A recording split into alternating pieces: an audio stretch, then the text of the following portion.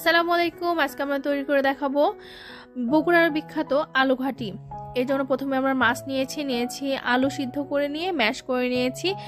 এখানে দেখতে পাচ্ছেন মশলাগুলো পেঁয়াজ বাটা, মরিচ বাটা, আদা বাটা এবং গরম মশলা বাটা এবং নিয়েছি আস্ত কিছু গরম মশলা। এই জন্য প্রথমে আমরা কড়াইতে তেল গরম করতে দিয়ে দিয়েছি। দেখতে পাচ্ছেন তেলটা গরম হয়ে গেছে। দিচ্ছি পেঁয়াজ কুচি। এর মধ্যে পেঁয়াজটা ব্রাউন হওয়া পর্যন্ত আমরা একটু নাড়াচাড়া করব। এই যে দেখতে পাচ্ছেন এভাবে একটু নাড়াচাড়া করে দিয়ে দেবো বাটা মশলাগুলো। প্রথমে দিয়েছি পেঁয়াজ বাটা, তারপরে দিয়েছি আস্ত গরম মশলাগুলো। এ পর্যায়ে দিচ্ছি পেঁয়াজের যে পেস্টটা সেটা ছিল আধ ভাঙনা করে রাখা হয়েছিল, ওইটা দিয়েছি। আদা বাটা, গরম মশলা সবগুলো দিয়ে খুব সুন্দর করে একটু মাখিয়ে নেবেন। তারপরে এখানে আমি শুকনো যে মশলাগুলো এর মধ্যে দিচ্ছি। আমি প্রথমে শুকনো মরিচ গুঁড়ো দিচ্ছি, লবণ দিয়ে সুন্দর করে ভালোভাবে আগে একটু মাখিয়ে নেবেন। এই যে দেখতে পাচ্ছেন আসলে মশলাটা মাখানোর উপর যত সব টেস্ট ডিপেন্ড করে। এটা আসলে এখন বুঝতেছি গ্রামের মানুষরা খুব সময় নিয়ে রান্না করে, এজন্য ওনাদের রান্নার এত বেশি টেস্টি হয়ে থাকে।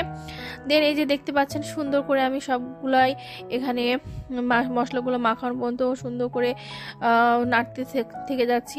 এই যে দেখতে পাচ্ছেন মাটির চুলায় রান্না হচ্ছে। তারপরে মাথাগুলো যেগুলো রেখেছিলাম সেগুলো দিয়ে দিচ্ছি। আমি এখানে মুড়িঘণ্ট বলা চলে, এখানে আমি মাথাগুলো বেশি ব্যবহার করেছি দেখতে পাচ্ছেন। তারপরে সুন্দর করে মাথাগুলোর ভিতরে মশলা ঢোকা পর্যন্ত ওয়েট করবেন। সামান্য পানির প্রয়োজন হলে অ্যাড করতে পারেন।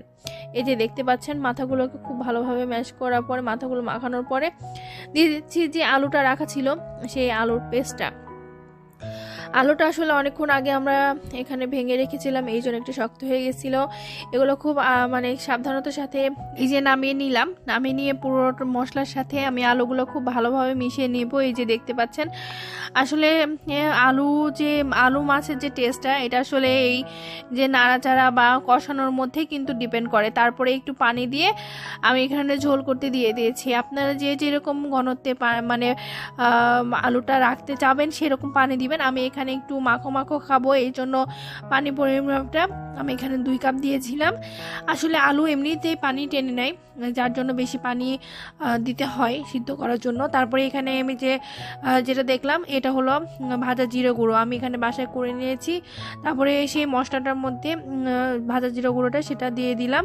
উপরে দিয়ে ছিটিয়ে একটু সামান্য ছিটিয়ে দিলেই হয়ে যাবে, পুরোটা মিশে যাবে যেহেতু ঝোল ঝোলই থাকবে। এখানে টেস্ট করে নেওয়ার